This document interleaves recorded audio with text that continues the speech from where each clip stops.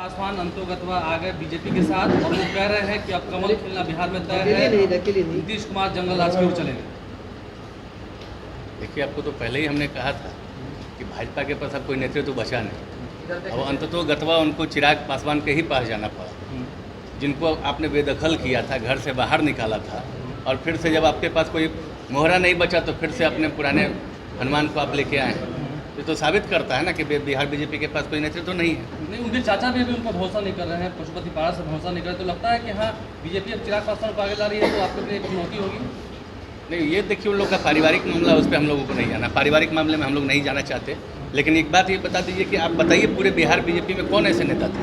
हम तो देखे कि बड़ा ज़्यादा सब खुश थे जब चिराग पासवान जब प्रचार कर रहे थे, सब बहुत ज़्यादा खुशी मना रहे थे कि चिराग पासवान आ गए। तो ये साबित करता है ना कि बिहार बीजेपी में कोई दम नहीं है, चिराग पासवान ही उनकी नैया पार कर सकते हैं। चिराग पासवान चुनौती मानते हैं कि नहीं?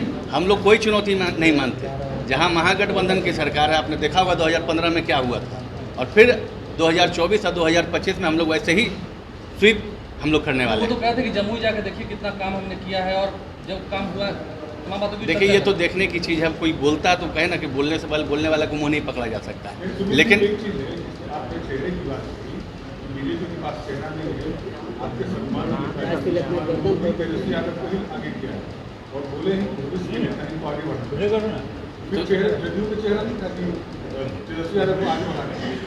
देखिए, ऐसा है कि नेता ने कहा है कि जो नौजवान है, तेजस्वी जी नौजवान है, तो आने वाले समय में इन लोगों को आगे बढ़ाना है।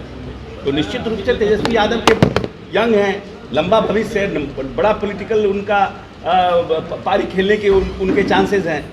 नेचुरली ही इज यंग, हम लोग सबसे यंग हैं, तो लंबी पारी खेलेंगे ना, तो उनको बढ़ाने से आगे लंबा चलेंगे।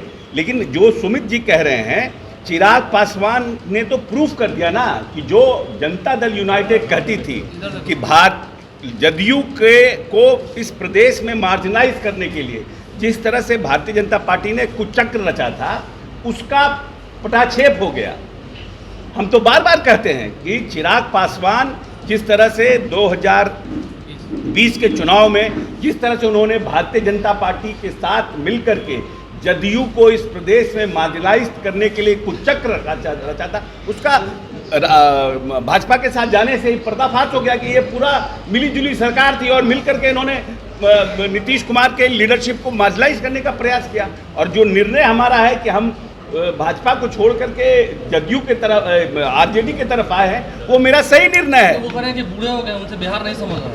किनसे? नीतीश जी से। अरे, अब ऐसा है कि अब नीतीश जी के ऊपर न कोई भ्रष्टाचार का आरोप है। इन 17 वर्षों के कार्यकाल में नीतीश जी के पास इस प्रदेश को 32,000 करोड़ से 2,18,000 करोड़ का बजट करने का काम नीतीश कुमार ने किया।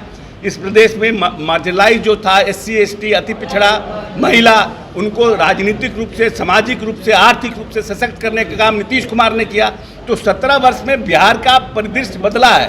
कोई आप किसी से भी जात के लोगों से पूछ लीजिए नीतीश कुमार ने कैसे काम किया। तो ये बूढ़ा आदमी काम कर सकता है कि जवान? जिसके पास विजन होता है, जो दूरदर्शिता जिसके पास होती है, जो बिहार को 21वीं सदी में ले जाने का जिसके पास सपना होता है, वो व्यक्ति करता है। अब इनके पास कुछ है नहीं, तो कह रहे नीतीश कुमार बूढ़ा हो गए। नीतीश कुमार, जो आदमी 18 घंटा 20 घंटा काम करता हो, उसको अगर बूढ़ा भी, अगर 70 साल का भी है और 18 घंटा काम करता हो, और कोई 25 साल का है वो 3 घंटा काम करता, तो हमारा 72 साल वाला मजबूत हुआ कि 30 साल वाला मजबूत हुआ?